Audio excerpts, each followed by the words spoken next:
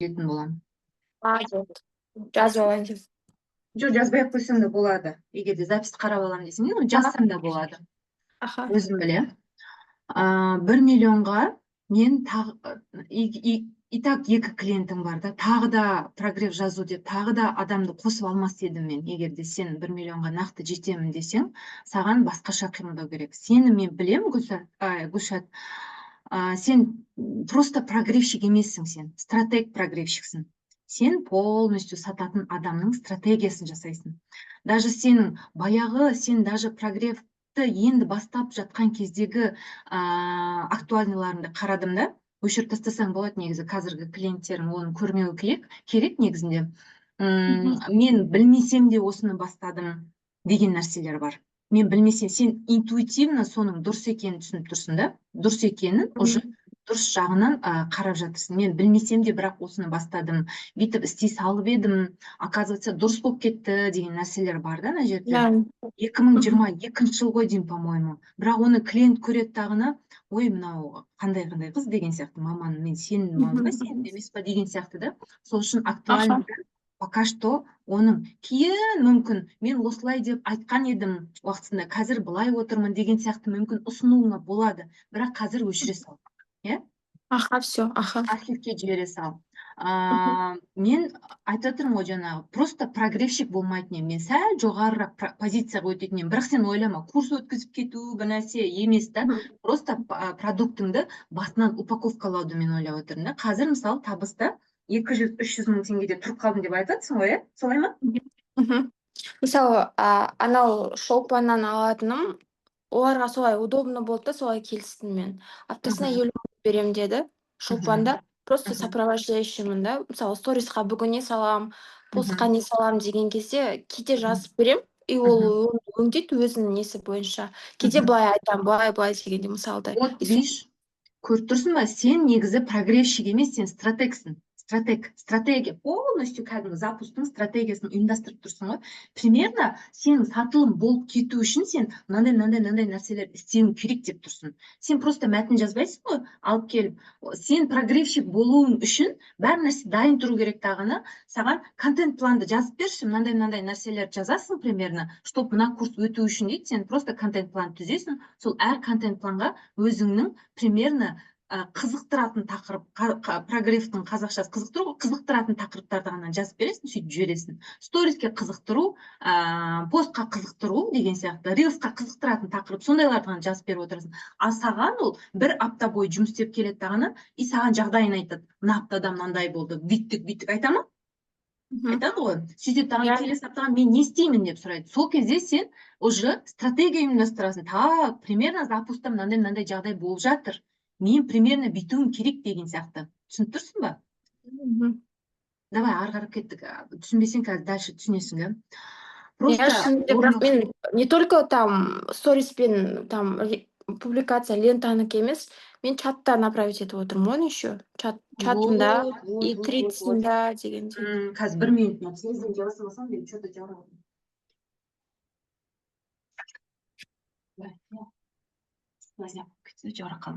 Так, хорошо, сен түсініп тұрмын. Чатты да, тредсті да мен негізі табыс көзін көріп тұрмын, бірақ оны соңында айтайыншы. Қазір бастаған ойымды аяқтап алайын. Мәтін жазатын орындаушы ретінде мен сені негізі көрмеймін, стратег ретінде көремін. Сенің запускыңа стратег прогревщик ретінде кіремін дағыны, просто запускыңды құтқарып бере аламын. Примерно мына жерде не болып жатыр, давай мынаны қосамыз деген сияқты нәрсені сен істей аласың негізінде. Өзіңді бағаламасаң да, мен саған негізі сондай нәрсені істей аласың деп айта аламын. Потому что сен осы уақытқа дейін цифраларды мысалы өзгерте алдың. Мен өзімнің көрген нәрселерімді айтып отырмын да, сториске мен мынандай нәрсені жасап едім, өлі аудиторияға мынандай кері байланыс пайда болды деген нәрселер жаздың ғой сен осы уақытқа дейін. Иә. Артынан өмірі нәтижені көрсетіп отырасың, цифраларды көрсетіп отырасың. Прогревщиктің жұмысы негізі жазып береді дағыны, қыздырып береді дағыны, мәтін қоя салды, а сен арқасындағы цифраларды қарап отыратын адамсың да өмірі. Важно ол. Әрине важно, саған важно болып тұр. Вот сол үшін де сен қарапайым орындаушы емессің деп айтып отырмын да.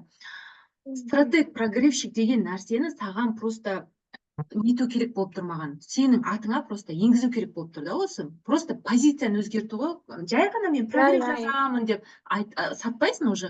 Позицияң мынандай болады да примерно. Эксперттің өнімін, аудиториясын және сатылымын, мақсатын талдап беремін деген сияқты ше. Запускқа, тұрақты сатылымға шығару үшін мынандай саған стратегия прогревті құрып беремін деген сияқты. Мынандай жүйе құрып беремін деген сияқты уже. Сенікі уже ауқымдырақ естілетін бір нәрсе болу керек та, түсініп тұрсың ба?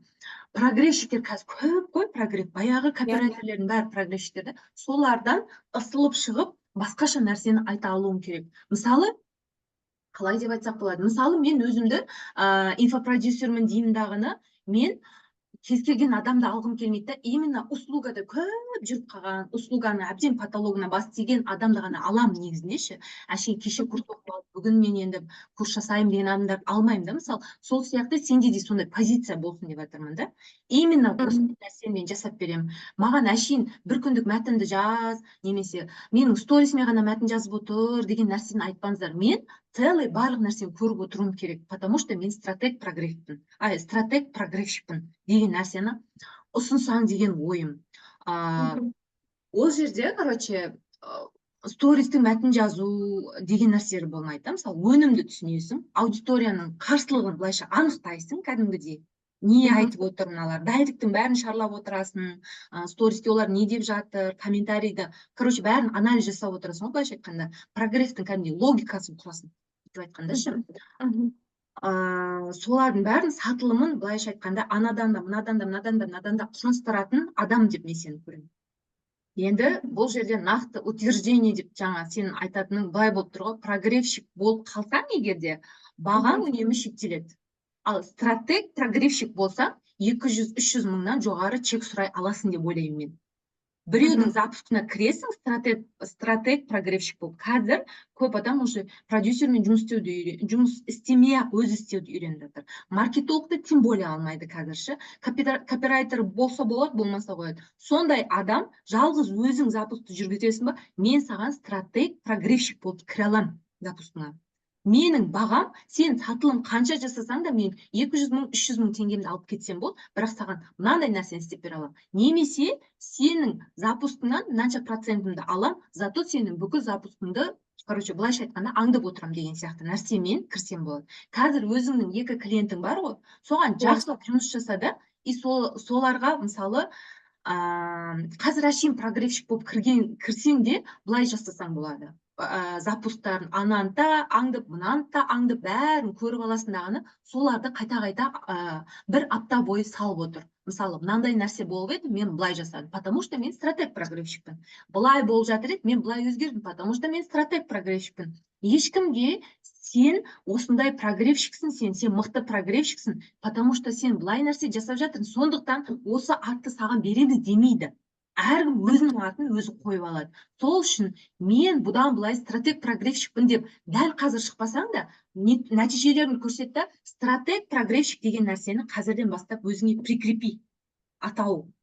Хорошо? Анау шапка профиля дегендерден басқа рилста да, стористе де, тредсте де, әшейін прогревщиктер көп, не көп прогревщик көп, бірақ мен именно запустарыңды былай істеп беремін деген сияқты. Қазір 2 клиентің бар ғой, соларды жақсылап пайдалан. Жаңа сен айтып жатсың ғой, біресе банкі жабам, біресе пенмен пісірем деген ойлар келе береді депші. Сол нәрселер келген сайын сенің энергияң құриды. Гүлшат, сол энергияны лучше контент түсіруге арнашы сен. Лучше сол энергияны қолданда тредске шығып кел. Сол энергияны қолданда сториске бәленбай сторис салып таста да. Сол энергияны қолданда бір күшті лид магнит түсіріп таста. Өстіп отырасында просто зумда отырып 5-6 минуттық лид магнитті түсіріп тастасаң болады. Мен обычно запусты қалай құтқарам? Мысалы тақырыбың. Сен не істейсің ол жерде? Мен былай болып жатқан кезде былай көмектескем. Нәтижең көп қой. Мынандай болып тұрған жерде бүкіл архивті ашып тастасаң, сенде 100% нәтиже шығады. Мен мынандай болып тұрған жерден былай істеп бергем. Мынаны білесіздер ме? Мысалы, Биболатова ма, Квета экспертінің Түшүндү? иә. Доктор Биболатова мындай болуп турган жерде мен буларды куткарып бергенмин. Так что мага келсеңиздер, мен әшейин текст жазып бермеймин сиздерге. Сиздердин запустарыңызды кәдимгидей куткарып, судун астынан алып чыгам деген адам керек да, просто казирги адамдаргачы, запуск жүргүзүп жүрген адамдарга. Даже если продюсермен жүргүзүп жаткан күндүн өзүндө оларга жазатын адам керек. И мен карапайым жазатын адам эмеспин. Биринчи очередь позицияны өзгөртүү тууралуу айтып атырмын сага. Иә, түсіндім позицияны. Аха. Так, бул бир. Жаңа дагы да не айттым мен? Давай сосын пакеттермен сатасың сен услугаңды, пакеттермен. Турсуң ба? Пакет. Мисалы, сенде болуу мүмкүн, стратегия деп айттык кой, давай прогрев стратегиясы деп айттык да, мисалы да, прогрев стратегиясы. Бир өнүмгө немесе бир сатылым кезеңине сен аудиторияны да талдап бересиң, өнүмдү де распаковкалайсың, ол кисини де распаковкалайсың, тулгаалык жагынан, эксперттик жагынан энди билесиң го ону, каршылыктарды аныктап аласың, прогревдин сюжети деген нерсе бар, ону билесиң, курасың, 14 күндүк кәдимгидей стористин жоспарын жасайсың, лентанын жоспарын жасайсың, сатылымдын күндөрүн, датанын бәрін қойып бересің, полностью логикасын сен жасап беремін деп айтасың. Бағасы 100-150 мың теңге деп бекітсең осыны. Қалай болады? Сен просто маған клиент керек, маған новый проект керек, сол үшін маған кім жазғызады деген нәрсені қана оқығам сенен стористан. Сен просто осындай пакет сатшы. Да? Пакет. Прогрев стратегиясы деп аталады да, услугаң ішінде полностью, жаңа айтып жатырмын ғой, аудиторияны талдау, полностью сатылымның стратегиясы, логикасы былайша айтканда, 14 күндүк сторис ол өз алдына бөлек, ішінде өнімнің распаковкасы бар өз алдына бөлек, потому что сен бір клиентті алып отырсың ба, сен обязательно бұның бәрін жасайсың негізінде. Просто біз білдірмей жасап жүрдік осы уақытқа дейін. Біз айтпай жасадық оның бәрін. Ана біреуге жазып бер деп келеді да бір клиент, сөйтеді дағыны, оны аласың. Хорошо, қандай курс сатылып жатыр, мен саған айтам, и соған сен прогресс жазып бересің. Хорошо деймін да, мен отырып алып жазамын да, так олардың қандай қарсылықтары бар, ал парақшасын ақтарып кетесің, ішінен комментарийді көресің, қандай адам примерно олардың целевая аудитория екенін көресің, ол целевая аудиторияны Гуглда барып іздейсің. Сол мен мысалы аналардың форумдарын мен түнімен оқитын баяғыда. Айнұр Алдашпен жұмыс істейтін кезде аналардың айтатын проблемалары форумда көп, мысалы. Сол туралы форумдар оқитын мен, целевая аудиторияны іздеу үшін. Мен сол зерттегенім, мысалы, айтылды ма? Мен қазір саған көзге көрінген шаға түспеді ол, иә, шынымен де. Көзге көрінбеді. Сол сияқты сен прогресс сатпайсың, сен прогресстің стратегиясын сатасың. Кәдімгі пакет. Оның ішінде бәленбай нәрсе бар. Жаңа айттым ғой мен саған, аудиторияны талдау, өнімнің распаковкасы, эксперттің распаковкасы, эксперттің тұлғалық распаковкасы, ішінде ЦАның бойларымен обязательно жұмыс, прогресстің жалпы сюжеті қалай болатынын сен оны түсіндіресің, 10-14 күндік сторис схемасы и сатылымның күндеріне арналған полностью логика, короче. Окошкасы қандай болады, оған дейін қандай болады, әр күнге триггер мысалы, да, сатылу үшін. Сондайдың бәрін енгізу керексің, в общем. Целый сенде бір пакет болады. И бұны сен спокойно былай шығаруыңа болады да, осы уақытқа дейін, прогревті жасап келіп, и сатылым жасайтын күні мен сіздерге лот ұсынамын, менде қазір мынандай услуга бар, ол мен баяғыдағыдай қарапайым прогревщик емеспін, прогрев стратегиясы деген сіздерге услуга ұсынамын. Ешқандай курс емес, ешқандай вебинар емес, мини курс емес, практикум емес, ештеңе емес. Уже сен услугаңды пакетке салып әдемілеп упаковкалап атқанының түсінігі. И так сен бұл нәрсені жасап жүрдің. Просто бұл нәрсені әдемілеп ұсынасың да, и обязательно уақытын белгілеп қой. А егер де мен бұны жазып беретін болсам сіздерге, онда несі қосымша тағы да доплата болады деген сияқты. Сен бір клиентті, мысалы, Балнұрға келіп отырдың, и мен Балнұр, скоро менде сопровождение мен жасайын деп жатырмын, соған маған полностью прогревтің логикасын құрып берші маған, полностью сюжетін мен көз алдыма келтірші деп айтам. Сен мына кезде бүйту керек, мына кезде бүйту керек, мына датада былай, мына датада былай, стористе мына күні былай сатасың да, мына триггерді ұсынасың, мына күні мынанша адам жинауың үшін мына триггерді ұсынасың. Полностью айтып бердің де, мә деп беріп кеттің да. А сосын мен саған айтам, Гүлшат, давай осыны сен істеп берші маған. Плюс тағы да доплата қосасың. Мен егер де осының бәрін жазып беріп отыратын болсам, үстіне 70 мың қосасың деген сияқты қылдырып па. Хорошо? Болды, осы жерге сұрағың бар ма? Жоқ. Сұрақ жоқ па? Мгм.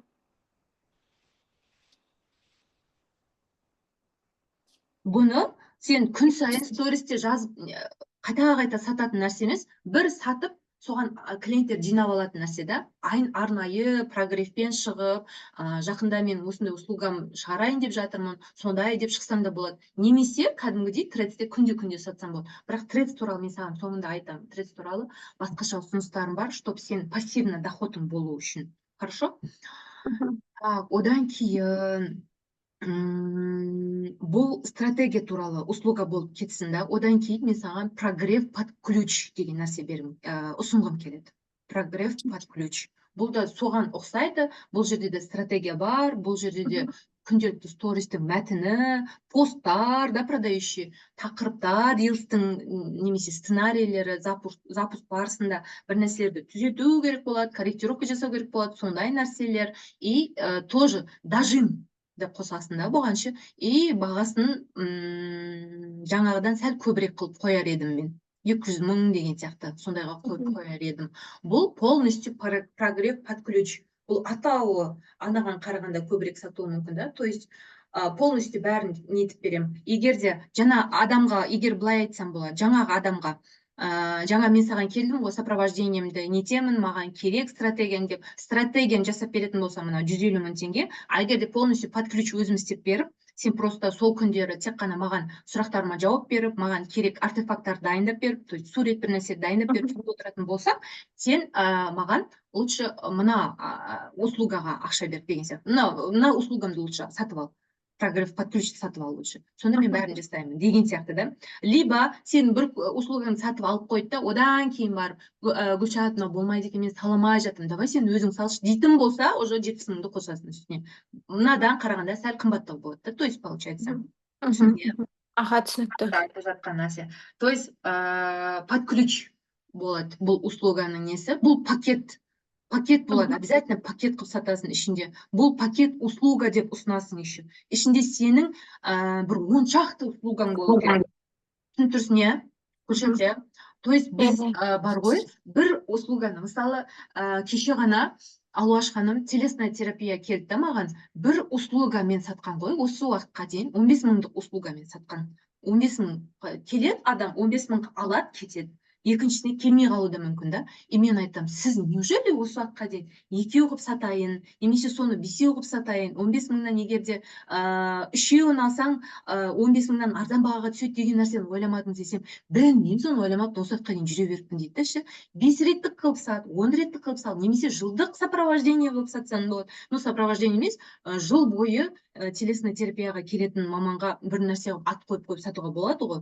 Сондай қылып сату десем, деп отыр да. Сол сияқты сенде де сондай потенциал бар ғой уже. Мына жердегі мен саған айтып жатқан жаңағы біріншісін айттым, екіншісін айттым, бәрін білесің уже. Иә. Бәрін білесің. Оны тірнектеп бүйтіп беріп отырсаң, ол ешкімге керек болмайды. Мысалы, шапкаңның несін жөндеп берем, да, профиліңді жөндеп берем, аваңды таңдап берем, актуалканы таңдап берем. Кімге керек қазір? Ешкімге керек емес.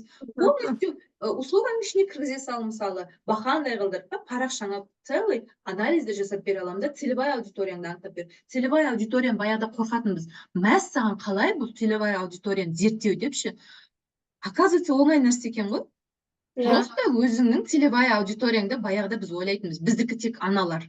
Біздікі тек баласы жақында босанған деген сияқты, 3 жастан бастап пәлен жасқа дейінгі аналар деп. Жоқ, ондай емес екен, оказывается.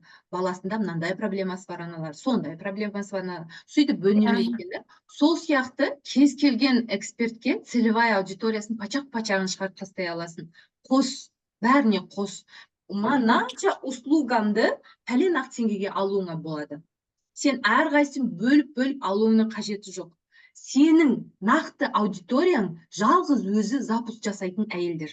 Әйелдер деп, эксперттер. Енді әйел ғой көбісі. Иә. Аха. Сондай жалғыз өзі эксперт, жалғыз өзі запуск жасауға ұмтылып жүрген, немесе продюсер іздеп жүрген. Продюсерді іздемей ақ қой деп айтсаң болады. Продюсерді іздейсің, көрдіңіз бе, неше түрлі офферлерің шығып жатыр. Продюсерді іздейсің, сен оның процентін беріп отырасың. Ал егер де мені алатын болса, мен стратег прогревщикпін, менде неше түрлі услуга бар, целый запускымды просто екеулеп жасап шыға аламыз. Сен жасай аласың ғой запускты, мысалы.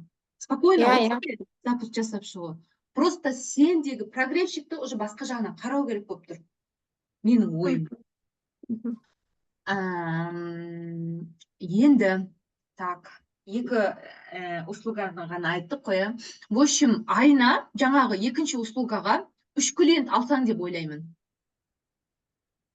Айына 3 клиент алсаң. Мысалы, 250 мың деп санайтын болсақ, ол қанша болады? Мен математикам нашар. 750 болады, 200 мың деп алшы мақұл, 600 болады. Айына сондайдан 3 клиент тауып алсаң. 3 клиентті тауып алу үшін сен банкі жауып жүріп ойланбайсың. Пелмен түйіп жүріп тем более ойланбайсың. Балаларыңа тәтті тамақты пісіре берме әтесінелет. Күнде бір тамақты жесе жетеді. Тредске жұмса уақытыңды, контентке жұмса уақытыңды. Бір нәрсені істеймін деп жүріп, екінші нәрсеге ауысып кетпе. Түсіндің ба? Сенен сондай нәрсені мен көп байқаймын. Бірдемені деп кірісесің да, бірақ пердеңді жуып кетесің бай. Кухняңа ремонт жасап кетесің бай, пердеңді ауыстырып кетесің бай. Кухняң жинап кетесің бай, сондай нәрсе істеме. Өзің сондай нәрсені істеген кезде, білмеймін, өзіңді жазалауға бір нәрсе беріп қойда, болды, енді сен телефон ұстамайсың деген сияқты ма? Сондай. Адам негізі өзін тәрбиелеу бәрібір қиын ғой. Тәрбиелеу дегенде енді бір жаман жақты айтып жатқан жоқпын ғой. Сол мақсатқа енді кетіп бара жатқан жерінен өзіңді ұмытып ал. Бір нәрсе өмірі жасалмайтын, білмеймін. Отыр, рогалике пісіріп кетесің, бөлшке пісіріп кетесің, короче, сондай нәрселер да. Сол нәрсені қоя тұр пока. Пока саған осы жаздың күні балаларың ешқайда бармайтын кезде, бірін-біріне қарай алатын кезде, осы бізде қанша қалды? Июль мен август қана қалып тұр ғой. Дәл осы кезде просто шығып кету керек Инстаграмға. Тұрақты жүргіз. Услугаңды қайта предлагать ет. Мен саған айтпаймын, лентада прям күнде продающий рилс сал депші. Жанама рилстарыңды сал, нативный рилстарыңды сал. Сен нені жақсы жасайсың, карусельді жақсы жасайсың, соны сал. Хорошо? Біз тақырыптан кішкене ауытқып кеттік. Давай 3-ші пакет туралы айтайын мен саған. 3-ші пакетте мен нені ойладым сен үшін. Запустағы стратег прогревщик дегенді мен жаңа мен саған айттым ғой.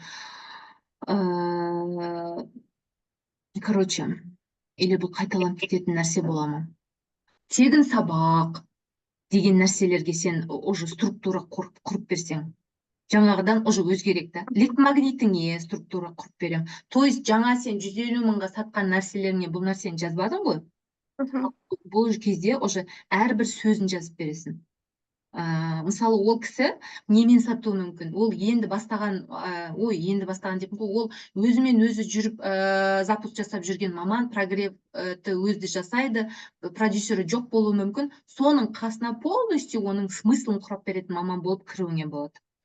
Бұл 3-ші услуга. То есть жаңа запусқты жүргізіп берем, үйтіп берем дедің да, бірақ кейбір услугалар болмады. Мысалы, лид магниттерді мен саған жасап бере аламын.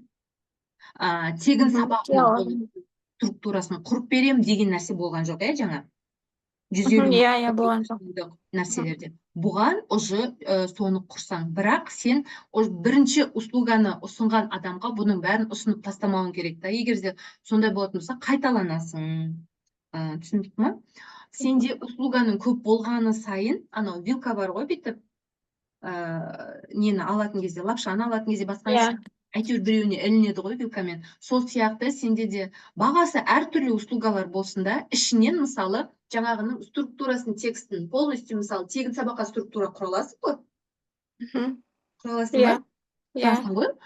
Ол қиын емес негізінде. Басын, несін, жоспарын құрып аласың да, ары-қарап арасындағы сөздерін жазып тастайсың. Сондай тегін сабақтың полностью структурасын құрып беремін. Даже структура түгілі тегін сабақтың тақырыбын таба алмайды көп адамдар. Тегін сабақ, лид магнит, гайд, чек-лист. Короче, сен оның тек қана запускысын жасап беру, контентін ұйымдастырып беру, сторисін ұйымдастырып беру, жаңағы целевая аудиториясын зерттеп беру, ондай нәрселер ғана емес, лид магнит деген нәрсені қосасың ғой. Лид магнитке жаңағы бәрі кіреді. Тегін сабақ дейді ма, гайды бар ма, басқасы бар ма, короче, бәрі кіреді.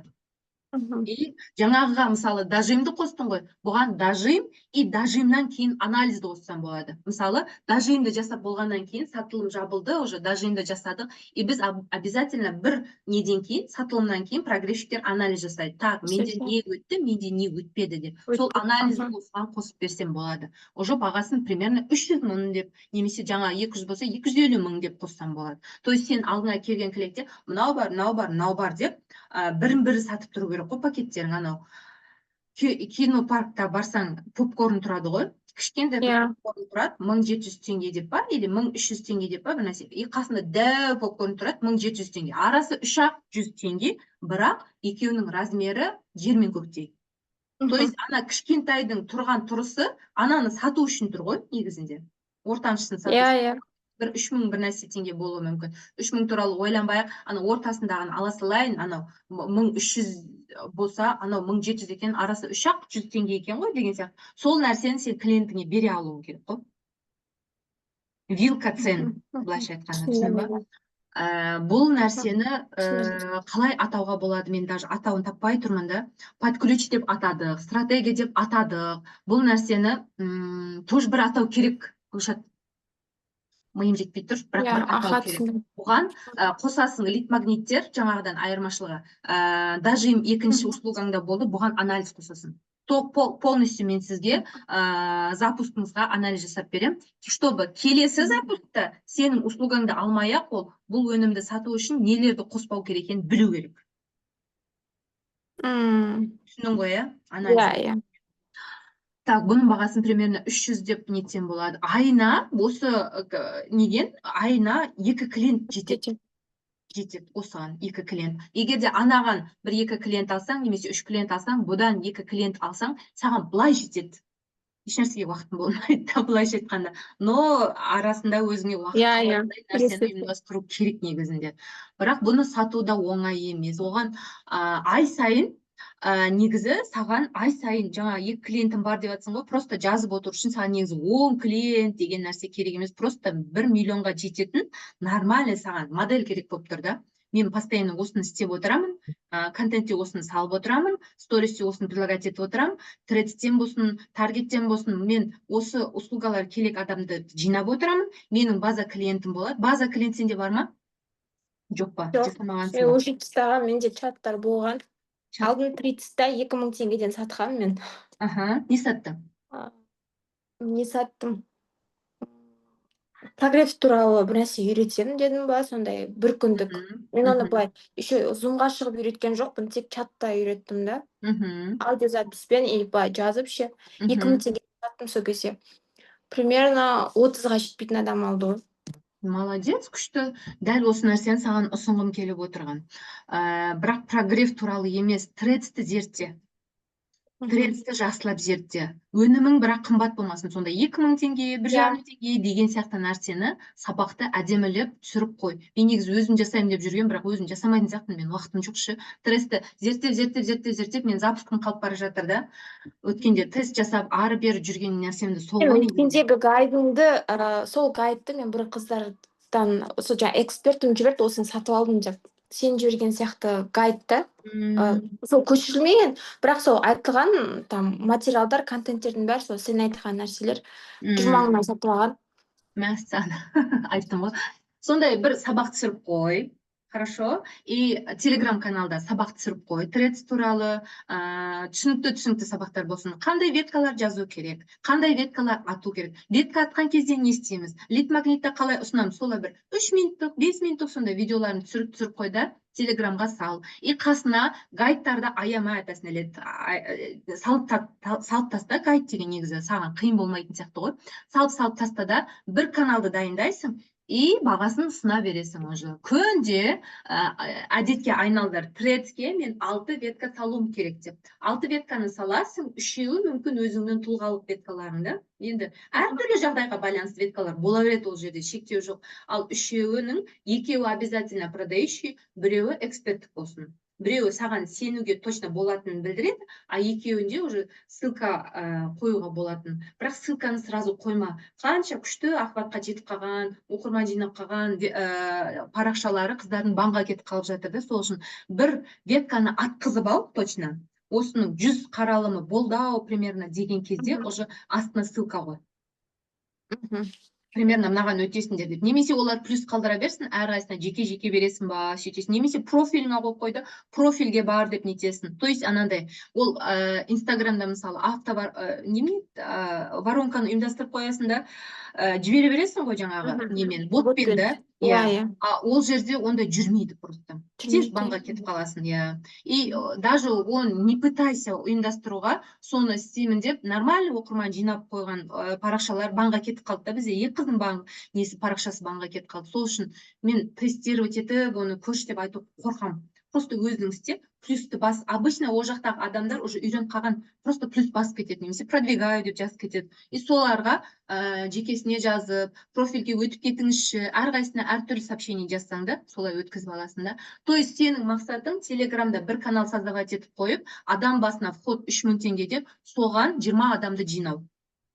Түсіндің ғой, ол жерден қанша теңге алуы мүмкін, 60 000 теңге возможно алуы мүмкін, зато сенде узнаваемость көбейеді. Сенің бұл жердегі мақсатың байып кету емес, ақша тауып кету емес. Мынау прогревщик, стратег, Инстаграмға кірсем де Гүлшат, Трецке кірсем де Гүлшат, мынау кісі кім өзі деп сені уже зерттейтіндей болу керек адамдар. Узнаваемость. Түсіндің ғой? Аха, түсіндім. Так, енді жаңа мен саған модель деп нетіп жатырмын ғой. Сөйлесіп қояйын қазір. 1 миллионға жетудің просто несі жолы өзгеше болады деп айтып жатырмын ғой, жаңа пакеттер, басқа деген нәрсе. Былай санап көрейік. Бір услугаңды жаңа соңғысын 250 деп санадық да, 250-ге лайықты деп мен ойлаймын жаңағы услугаңды. Соған 2 клиент алатын болсаң, сенде 500 000 теңге шығады. Ол 2 клиентті бірақ бір нәрсе қылып, білмеймін, руками, ногами возьмешь, әйтеуір бір нәрсе қылып, тіспен тырнақпен тырнап әйтеуір бір нәрсе қылып алу керек. Контентпен шақырасың ба, сториспен шақырасың ба, бірақ сен айта берсең, ол явно келеді. Осын түсін. Одан кейін 150 000 теңгелік пакетіңді 2 адамға сатасың. Жаңа стратегия деп айттық қой. Соны 2 адамға сатасың. Ол примерно 300 000 теңге болады. Жаңағы 600 000 теңге, жаңағы 500 000 теңге еді, бұған 300-ді қосасың, 800 000-ды табуға болады. А сенде сондағысы 4-ақ клиент бірақ. 4-ақ клиент. 4 клиенттен сондай нәрсені табуға болады сенің потенциалыңмен. Одан кейін примерно сенде консультация деген нәрсе бар. Жүргізетін. Мысалы, 2 клиентіне ал. Мысалы, консультация деген нәрсе болуы мүмкін. 50 000 ба, 30 000 ба, қанша теңге консультация? 10 000-ға өткізіп. 10 000-ға өткізіп жүрсің ба? Консультацияны, возможно, онда сенің жаңағы үлкен не дейді, жаңағы пакетпен сатқан услугаңды сатуға арналған консультацияны көпіретіп қойсам болады онда. 10 000 теңге деген. 10 000 теңге мен саған примерно түсіндіріп берем. Егер де осының полностью сызып, воронкасын салып, полностью жазбалармен алып, менімен жасау деген болсаң, онда мына пакеттерге кел деген сияқты услуга болуы мүмкін да. Сол үшін консультацияңды, возможно, жақсылап жұмыс істесең 20 адамға сатуға болады.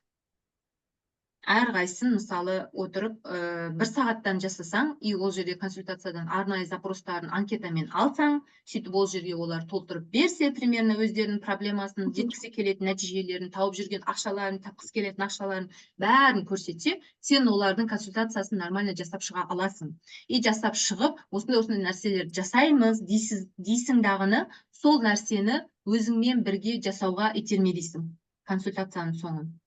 Саған бір нәрсе түсіндірейінші, біз прогревщик болып жүрміз деп айта береміз да, бірақ мен таңғалам, прогревщик өткенде кім еді аты? Ақсәуле ма, Абитай Ақсәуле ма, сол да келді да, мүйізі қарағайдай прогревщик, бірақ әлі соны білмейді. Біздің әр продуктымыз бірін-бірі сатып тұру керек. Білесіңіз ғой?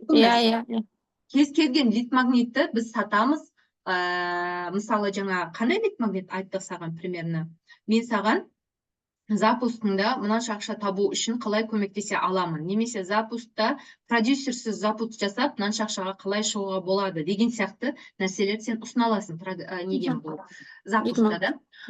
Мысалы сол лиг магнитті айттың. Біз айтайық, адам бірінші неде тұр, баспалдақта тұр деп айтайық. Алдында баспалдақтар көп, мысалы үшін да. Баспалдақта тұр, яғни сенің лид магнитіңді алып тұр да. И сол жердегі адам сенің лид магнитіңді көріп, соның соңында сенен басқа өнімді алуға ниеттену керек.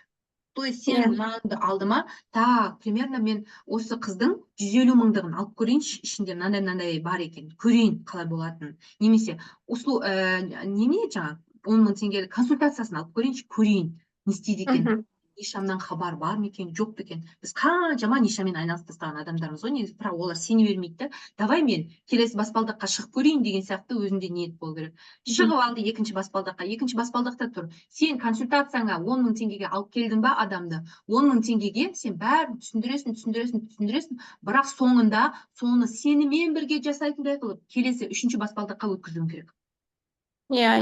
Үшінші баспалдақтан төрттен беске. Жаңа мен сенің услугаларыңды бірінен соң бірін қымбат қылып жасап беріп жатқанымды сол үшін да. Түсіндің, иә? Үш услуганы мен саған примерно сипаттап бердім. Бұл мысал, бірақ сен өзіңде ой, мен Балнұр маған 3-ақ услуганы істеп берді, мен негізінде мынанша істей аламын ғой десең де, пожалуйста, да, мысалы да. Контентпен құндылығын жеткізе алатын кез келген нәрсені сата аламыз.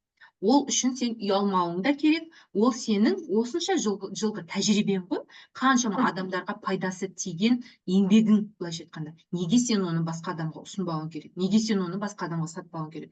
Әрине сатуың керек. Неге сен осынша жыл бойы прогресспен келіп, енді банк жауып кетуің керек? Олай жасама. Ол деген қара еңбек. Сен отырып өзіңнің тіліңмен де, миыңмен де сен ақша таба аласың. Просто контентке уақыт бөлу керек күнделікті.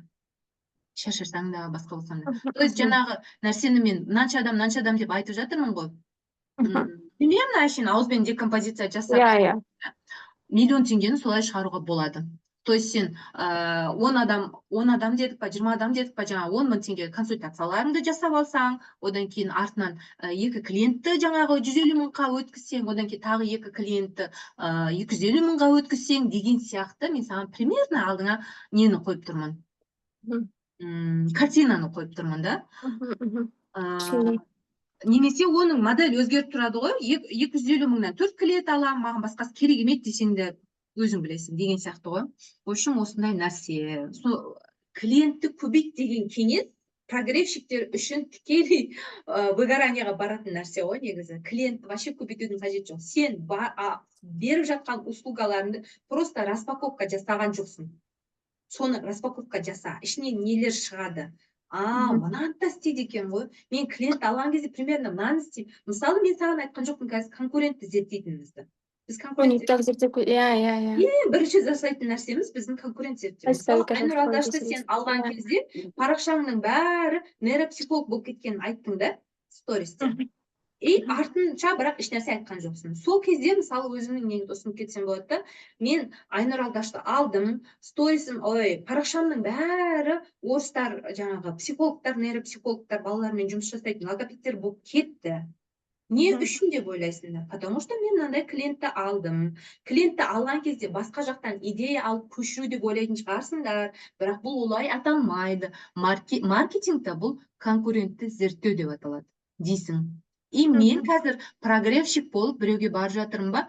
Прогревщик деген менің атым ғана. Просто отырып мәтін жазатын адам деп елестетеді көп адам. На самом деле оның артында мынандай услуга жатыр. Соның бірін қазір мен жасадым. И вот соның результаты деп қырғын орыс кемпірлер, орыс қатындар жинап алған неңді, лентаңды бейт айналдырып жіберіп көрсетсем болады. Осылардан мен примерно Айнұр Алдашты қалай шығару керек екенін уже көріп жатырмын деген сияқты. И кез келген клиент, ол не только Айнұр Алдаш. Түсіндің ба? Мысалы, жаңа конкурентті зерттеу деген жаңағы услугаларға сені қосқан жоқпын. Соны қоссам болады. И солай, не только менің 3 пакетім, 40 нәрсе шығуы мүмкін да сенде. Бірақ енді тым көбейтіп жіберме. Тым көбейткенде адамның шатастырып жіберетін нәрсесі. Тым көбейт. қайсысын аларын білмеймін, өзің көрші, қайсысы келеді маған, парақшамды көрші деген кезде уже давайте 10 мыңдық консультацияны сізді алайын, ары қарап уже көретін боламыз. То есть адам саған дайын болып келу керек бір нәрсе сатып алуға. Мен қазір 10 мың төлеймін, примерно бәр нәрсені аламын. Сен осы жерде тұрып бәр нәрсені түсіндіріп берсем, ол бәр нәрсені өзі жасап кетеді дегеннен де қорықпа сосын Гүлзат. Ой, Гүлзат деген подружкам бар да, айта бердім ғой Гүлзат деп. Иә, байқадым. Сол барлық нәрсені берсем, бүкіл пайданы берсем, бұл менен алып алады дағыны барып өз жасап кетеді дегеннен қорықпа. Адамдар өзі жасап кетсе, қырғын информация жатыр барлық жерде ше. Олар өзі жасап кетсе, Google-да тұр, YouTube-та тұр. Просто адамның қасына адам керек қой. Сол үшін ғана ол сенің алдына келіп отыр да. Иә. Короче, тағы не айтайын саған? В общем, сенің целевая аудиторияң кім екенін жақсылап зерттеп ал. Целевая аудиторияң осы именно өзіңнің жасап жатқан услугаларың бар ғой, қазір айтқан біздің услугалар ше, сол услугаларыңды құрап болғаннан кейін, сол услугаларыңа қарап отырып, целевая аудиторияң кім екенін анықтап ал. Бұл бір. Одан кейін, жазып жатыр қайтадан. Одан кейін екінші, сен олардың проблемаларын анықтап ал. Әрқайсысына айтамын, 20-дан кем емес болсыншы. Мысалы, сенің клиенттерің 20-дан кем емес. Сен жазатын болсаң, олардың проблемасы 20-дан кем емес. И оларды жазып алып, біреуі бір А4-да, екіншісі екінші А4-да жатса, сен контентте қайсын айтсам болады деген нәрсе уже миыңда ондай сұрақ болмайды. Сол екеуін жақсылап дайындап алды. Бірінші очередь бірақ саған услуга, мен айтқан услуганы жасайсың ба, өзің ішіне қосасың ба, жүйелейсің ба, услугаңды пакеттеп аласың, покупкалап аласың. Екінші, целевая аудитория именно сол услугаға, баяғы Гүлшатқа, баяғы прогрессивке арналған емес, именно жаңағы услуга уже кімге керек? Жаңа мен бастап айттым ғой примерно. Продюсерсіз запуск жасағысы келетіндер, шығынсыз, командасыз запуск жасағысы келетіндер, кім өзімен өзі жүріп өнім жасап алғысы келеді. Даже саған келіп, өнімді жасамадым, давайте жасап тастайық десе, оған да бір услуга ұсына аласың. То есть сен ешқандай курс сатпайсың, ешқандай наставничество сатпайсың, сопровождение тем более жоқ, сен просто услуганы сатасың. Сөйтіп де сен нормальный масштабқа шыға аласың. Бірақ бұның артында мүмкін өзіңнің эксперттеріңді мүмкін ұзақ уақытқа продюсерлікке алуыңа болады. Сондай нені де көрді, сондай позицияны қарады. Біреу сен бір услугаңды алғаннан кейін, Гүлшат менде постоянно қала берші деген сияқты болды. Қайтадан баяғыға өтіп, давай енді сізден 200 мың теңге алып жүрем деген сияқтыға болмайды уже. Уже ары қарап сізден процент алып отыратын боламын. Сатылымнан мынанша процент, чтобы я сама заинтересована была в этой теме деген сияқты нәрселерді ұсына алу. Уақыт болып қапты, Гүлшат, 1:15-те мен тағы бір клиентім бар еді. В общем, осы 3 тапсырма саған. Түсіндің ба? Услугаңды жақсылап нақтылап аласың, целевая аудиторияңды жақсылап 20-дан асып жасап аласың, и олардың проблемасын жақсылап нақтылап аласың да контентке шығасың. Конкретно. Все, хорошо. Рахмет. Давай. Түсінікті болды ма бәрі? Рахмет. Иә, прям четко түсінікті болды. Четко нәрсе ала алдың деп ойлаймын енді. Мен саған записті беруім керек екен ғой айтпақшы. Записті қазір мен нетейін, тоқтатайын. Біткеннен кейін мен саған жіберемін, хорошо? Немесе ссылкасын қояйын ба, телеграмға саламын, қазір көреміз, короче.